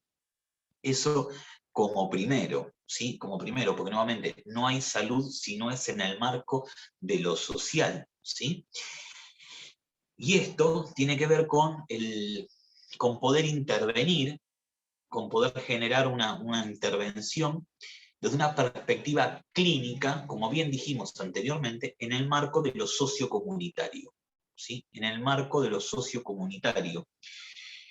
Otra de las intervenciones o de las identidades atravesadas que atraviesa, en este caso el rol del acompañante, tiene que ser, o se encuentra asociada a que puede brindar atención y apoyo familiar, ¿sí? Ojo, esto no quiere decir que el acompañante terapéutico vaya a elaborar estrategias que generen o modifiquen la estructura familiar. No, la presencia del acompañante terapéutico tiende a descomprimir aquellas presiones que se dan en el marco de lo familiar. El psicólogo debería intervenir en muchos casos con lo que son las dinámicas del marco o del orden de lo familiar, ¿sí? ¿Por qué estoy comentando esto? Porque sin duda alguna, si hay algo que se ve afectado en primer término por cuadros del orden de la salud mental, muchas veces son las propias familias, que terminan afectando la capacidad de generar una trama lo suficientemente contenedora que pueda permitir un desempeño saludable del acompañado, ¿sí? O del usuario, ¿sí? El AT también debería promover, el AT facilita la comunicación entre grupo interdisciplinario, completamente, sí, completamente. El AT, en este caso, también lo que debe proponer, lo que debe lograr alcanzar, es que el acompañado, que el usuario, ¿sí? Que el usuario se vuelva parte activa del desarrollo de su propio tratamiento, ¿sí? El usuario no debe ser un sujeto pasivo, ¿sí? Es el que voy a leer. Estos dos, lo que pasé es otro texto que me habían pasado hoy, pero acá tengo otro. Bueno. Es para mí, ¿qué implica ser una AT? Eso lo leo cuando termine. Dale, cuando hacemos el cierre, yo te doy la palabra y bueno, de la gauchada de leerlo. Entonces, que el paciente pueda empezar a formar parte de lo que es la toma de decisión es fundamental, ¿sí? Es fundamental. ¿Por qué? Porque lo ubica al paciente como parte contribuyente de su propio tratamiento, lo hace responsable de su intento de cura.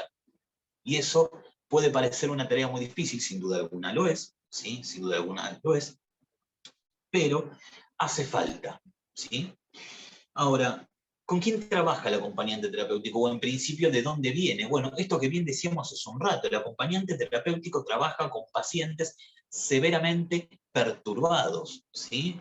Severamente perturbados, en situaciones de crisis, o por lo menos ese es el inicio con el cual el acompañante terapéutico vio su nacimiento. ¿Cuáles fueron los primeros, si se quiere, los primeros cuadros con los cuales los acompañantes trabajaron? Y bueno, con los cuadros más graves, esquizofrenia sobre todo. Luego se fue ampliando, claro está, y hoy muchas veces no se da esto particular de estos cuadros severamente perturbados. Por ejemplo, acompañantes que trabajan en el marco de la escolaridad, ¿sí? De la escuela normal. Seguramente no será un cuadro de esquizofrenia en algunos casos puede ocurrir que sí, pero no será un cuadro lo suficientemente grave que imposibilite al niño el acceso a la escuela ordinaria. Bien, sin embargo, también el AT está ahí, porque muchas, obviamente dentro de la figura del agente externo, ¿no? Porque en cierta medida en esa figura, ¿sí? Puede intervenir dentro de lo que es la cuestión de la inclusión, ¿sí? Dentro de lo que es la cuestión de la inclusión.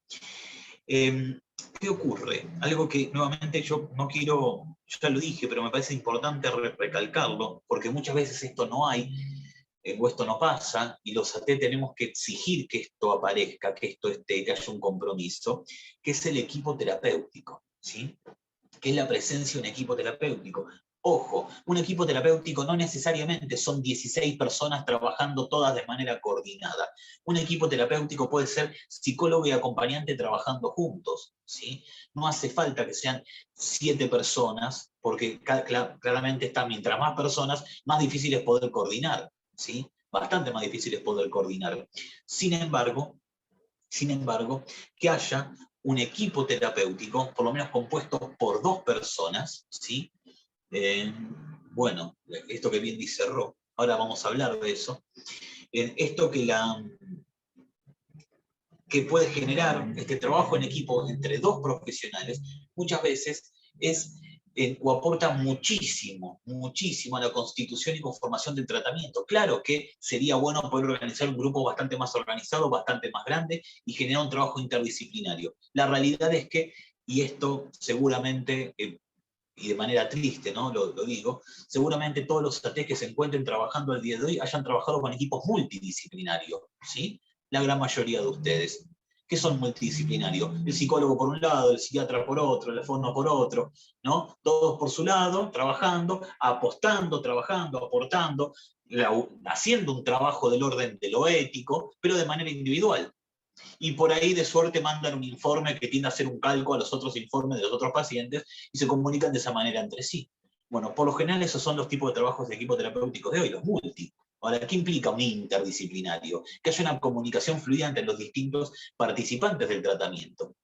Entonces, si hay un equipo de 5 personas y me encuentro trabajando interdisciplinariamente con el psicólogo y con el resto de los profesionales trabajamos multidisciplinaria, y bueno, es bastante mejor que sea todo multidisciplinario. Si no sé si se entiende esto que estoy diciendo, ¿bien? Por lo que en este punto, que haya un equipo terapéutico será fundamental, porque la T viene a inscribirse, viene a insertarse la función del acompañante terapéutico en una estrategia, ¿sí?, de tratamiento que se presenta como más grande que el propio rol del acompañante, ¿sí? El acompañante viene a sumar, no viene a desplegar toda una estrategia terapéutica, viene a sumar al equipo, ¿sí? Viene a sumar al equipo, y esto para mí es muy importante. Yo muchas veces me encuentro con preguntas en las distintas clases, las cursadas, cuando doy, profe, ¿y qué hago si me encuentro trabajando con un paciente que tiene ideaciones suicidas? Profe, ¿y qué hago si me encuentro trabajando con un paciente que tiene alucinaciones? Profe, ¿y qué hago si...? Claro, son preguntas válidas, y se entienden, pero la realidad es que lo primero que debemos entender como profesionales del orden de la salud es que no somos, como ningún otro profesional, primero infalibles, y que no somos o no tenemos la omnipotencia de poder curar y resolver todas las situaciones que se vayan a generar. Entonces, toca y forma parte del desempeño del rol de la ética entender la complejidad en el otro, saber que tengo que trabajar con un otro, tenerlo en cuenta en el trabajo, ¿sí?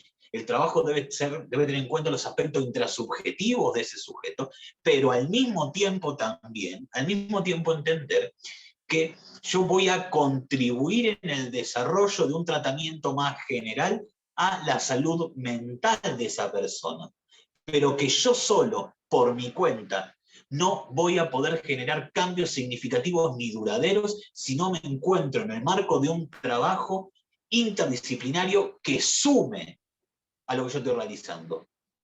Y esto no me voy a cansar nunca de aclararlo. ¿Por qué?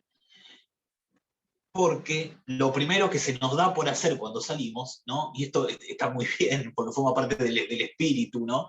Que podemos llegar a tener nosotros para con nuestra voluntad, pero es entender que no somos omnipotentes para poder solucionarle la vida a nadie. Contribuiremos, ¿sí? Contribuiremos, pero esto de la omnipotencia no va. ¿Por qué? En principio, porque tenemos una responsabilidad para con un otro. Y poder entendernos lo suficientemente humildes para poder trabajar con ese otro es lo primero. Y segundo, por nosotros mismos. Por la frustración que les va a suponer darse cuenta de que así no es y de que así no se puede. ¿Sí? Entonces, cuidándose ustedes y cuidando al otro, ¿bien? Lo primero que tienen que entender, y que tengo que entender, y que todos tenemos que entender, es que el trabajo es combinando fuerzas, combinando esfuerzos. ¿Sí? Y que esos esfuerzos nunca tienen que dejar por fuera, bien, nunca tienen que dejar por fuera los intereses que pueda llegar a tener el usuario o el acompañado. ¿Sí? Nunca, bien, nunca. El acompañante terapéutico, desde esto, se va a presentar como un promotor del tratamiento, ¿sí? Como un promotor del tratamiento, ¿bien? Y una de las funciones, o de los objetivos que puede tener en primer término, es el de instalar la demanda, por ejemplo, ¿sí? Instalar la demanda. ¿Cuándo se habla de instalar la demanda? Se habla de instalar la demanda sobre todo en aquellos momentos que son pretratamiento, ¿sí? Cuando se introduce el acompañante en un momento de crisis y todavía el equipo terapéutico no ha logrado intervenir o generar por ahí su presentación, ¿no? Bueno, el AT puede presentarse, porque también hay una cuestión que es muy importante, que es que el equipo terapéutico no siempre debe intervenir todo al mismo tiempo, ¿sí? Debe haber una introducción estratégica de los distintos dispositivos, de los distintos profesionales, acordes a las necesidades de esa persona. Habrá casos en donde el AT se dejará para más adelante, y habrá casos donde se empezará con el AT. En este punto el AT puede instalar la demanda. ¿Qué es esto de instalar la demanda? Instalar la demanda es, a mí me gusta poner un ejemplo muy tonto, pero creo que grafica en términos simples esto, ¿no? ¿Qué es instalar la demanda? Imagínense, ¿no? Que yo tomo, de todos ustedes, busco a la persona más saludable que esté el día de hoy, ¿no? Aquella que se encuentra perfectamente, ¿sí? Que se levantó con todas las pilas del mundo, ¿bien? Y le digo, vos que estás mejor que ningún otro, ¿no? En el taller de hoy, vamos a ir al médico clínico, te voy a sentar frente al médico clínico, ¿sí? Y cuando el médico clínico les pregunte, ¿qué te trajo por acá? ¿O qué pasa? ¿O qué te está pasando? Seguramente esa persona va a decir, no, no me pasa nada. ¿Y para qué viniste? No, no sé para qué vine, me trajeron. ¿Sí? Bueno, ¿qué pasa ahí? El profesional que está enfrente no tiene posibilidad de intervención. ¿Por qué? Porque no hay demanda. ¿Sí? No hay demanda. Entonces, cuando se habla de que la T puede instalar la demanda o puede contribuir a esto, es poder generar este espacio en donde el usuario, que en los casos graves muchas veces no sabe que está siendo aquejado por algún tipo de trastorno, tenga algo que decir, tenga algo de lo cual poder conversar con este otro y solicitarle. ¿Sí? Luego se verá que, pero poder instalar esta demanda formará parte esencial de cualquier tratamiento. ¿Por qué formará parte esencial? Nuevamente, porque no se debe dejar por fuera al sujeto del tratamiento.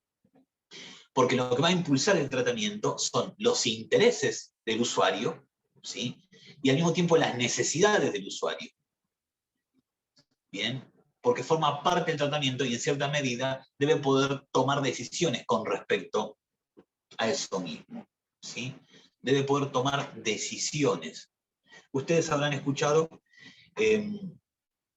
y de hecho es tener en cuenta la concepción de sujeto actual, ¿no? Que es muy difícil trabajar con aquel que no se encuentra buscando la cura, ¿no? O no se encuentra tratando de lograr aquello, ¿sí? Lograr aquello que se plantea como un objetivo. Bueno, hay que trabajar en eso, ¿sí? Hay que trabajar en eso, ¿bien? Es esencial poder trabajar en esto. Nuevamente, ¿por qué? Porque el sujeto que interviene en el marco del acompañamiento terapéutico es un sujeto biopsicosocial, ¿sí? Que va a llevar a este dispositivo que nace de esta necesidad, de esta conceptualización, a acompañar al usuario en su día a día, en sus actividades del orden de lo cotidiano, le va a permitir o va a colaborar para que él pueda desenvolverse, ¿sí? Que pueda alcanzar desenvolverse de manera funcional en el contexto o marco social. Le va a permitir detectar, ¿sí? Cuáles son aquellas dificultades, aquellas ansiedades, aquellas angustias que se presentan en el marco de su relación diaria. Y también la emergencia de la subjetividad. Yo siempre hincho con esto de la emergencia de la subjetividad, que mucho se dice y mucho se dice y poco se entiende, ¿no? Yo siempre digo que la emergencia de la subjetividad es dejar salir a Pepe, ¿bien? Por fuera de lo que es el diagnóstico, ¿sí? Dejar de hablar con la esquizofrenia y que empiece a hablar Pepe, ¿bien? ¿Qué le pasa a Pepe? ¿De qué se queja Pepe? ¿Qué le gusta a Pepe? ¿Bien? Eso es la emergencia de la subjetividad, que pueda verse el sujeto, que en este caso el trastorno muchas veces no deja ver, ¿sí? Profe, ¿puedo interrumpirlo un ratito, un segundo? Claro. Cuando, Sí, usted cómo no. cuando usted hablaba de instalar, ¿sí? La demanda, ¿sí? Esto a través del AT. Claro, sí. Entonces, esto significa también articular con algún profesional. Bien, claro, bien, sí. ¿Por qué? Porque ¿de dónde viene esto? El origen, o en lo que es el acompañamiento terapéutico, sobre todo desde su momento inicial, el acompañamiento terapéutico nace sobre todo en lo que son los cuadros del orden de lo psicótico, ¿sí? Y en la psicosis uno de los grandes problemas que hay, es que no hay conciencia de enfermedad. Bien, no hay conciencia de enfermedad. Y al no haber conciencia de enfermedad, la persona siente que todos aquellos dispositivos de trabajo que se le están presentando son contra su voluntad. Están todos locos menos yo, ¿sí? Como para simplificarlo en una frase. Ahora, si el AT logra, y no es solamente tarea del AT, aclaro, esto también debería trabajarse en consultorios, ¿sí? Pero si los profesionales logran que esta persona tenga un motivo, en principio cual fuese, ¿sí? Cual fuese, para poder demandarle algo a la terapeuta ocupacional, demandarle algo a la nutricionista, demandarle algo al psicólogo, demandarle al AT, es en ese punto donde se instala esa demanda, que se puede empezar a trabajar. Y al mismo tiempo donde se empieza a construir estos fenómenos, ¿no? Del orden de lo transferencial, porque lo transferencial supone que, esto de una propuesta por un poquito más lacaniana, no desarrollada, ¿no? Que le supongo un saber al otro. Entonces, si yo le supongo que el otro sabe algo, por ahí no lo sabe. Pero si yo le supongo que el otro sabe, a partir de ahí es donde le voy a instalar la demanda a él. ¿Bien? Porque yo no le voy a pedir nada a alguien que considero que no sepa. Entonces, esto forma parte vital del desarrollo de cualquier tratamiento. ¿Sí? Sí. ¿Alguna otra pregunta? Bien. Entonces, sí, hay algo que, y ya voy cerrando de a poquito, hay algo que entonces quiero que quede bien claro de lo que es el encuentro del día de hoy, por lo menos para conmigo, luego tendrán a los otros talleres, aquellos que se hayan anotado, es que entonces el acompañante terapéutico nace desde esta necesidad de poder intervenir en otro orden, que esta necesidad ubica que el acompañante terapéutico, desde una perspectiva funcional, terapéutica y ética, debe trabajar con otros, conformando un equipo, que en este equipo debe ser tenido en cuenta el usuario, el acompañado, ¿sí? Debe ser tenido en cuenta el acompañado, y es esta necesidad de tener en cuenta el acompañado aquello que nos lleva a tratar de instalar la demanda, ¿sí? Es esta necesidad que se pone en juego, ¿bien? Que debe ser consultado, debe ser entendido, debe ser preguntado, y que el rol de trabajo del terapéutico, del acompañante terapéutico, no debe ser jamás ni directivo ni impuesto, debe ser construido. ¿Cómo se construye? En base a la formulación de un vínculo del orden de lo positivo que permita las intervenciones terapéuticas, ¿sí? Que permita las intervenciones terapéuticas. El rol del acompañante terapéutico consta de la particularidad que se encuentra trabajando en principio con un encuadre que cuesta definir. La cuestión del encuadre en el mundo del acompañante terapéutico es bastante debatible, y al mismo tiempo se encuentra trabajando en lo que es, como bien decía, la conformación de un vínculo, por lo que es cierto que podemos pensar, podemos plantearnos estrategias de intervención previas, pero el trabajo siempre se da en el marco de una relación intersubjetiva que no se vuelve a repetir con ningún otro acompañado, por lo que las intervenciones que vayamos a realizar nacen y mueren en el instante que son aplicadas, ¿sí? Nacen y mueren en el instante que son aplicadas. ¿Esto qué implica? Que el fenómeno del acompañamiento terapéutico, el acto de acompañar, es un fenómeno que se da en un instante, ¿sí? Yo tengo para leerles una pequeña cita, en este caso de Susana Curas de Mauer y Silvia Renzisti, sobre esto, ¿sí? Sobre esto. Pero primero quiero darle la palabra a la compañera, en este caso, que nos había prometido esta pequeña cita del ATE, ¿no? Ahí, María Victoria. Acá estoy, profe. Ahí está. Acá estoy. ¿Empiezo? ¿Sí? Sí. Bueno, ¿qué implica ser un AT? Ser AT implica la construcción de una identidad basada en 3 pilares fundamentales: el trabajo en equipo, la formación constante y la supervisión. Un trabajo en equipo en donde el AT pueda extender los objetivos terapéuticos de adentro hacia afuera, hacia la cotidianidad del acompañado. Una supervisión periódica que facilite el encuentro con el quehacer terapéutico y lo emocional puesto en juego en la práctica.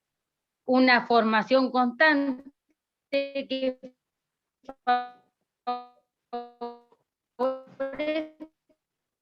la actualización estará definido por estos pilares y la construcción de un buen vínculo único y particular. Ese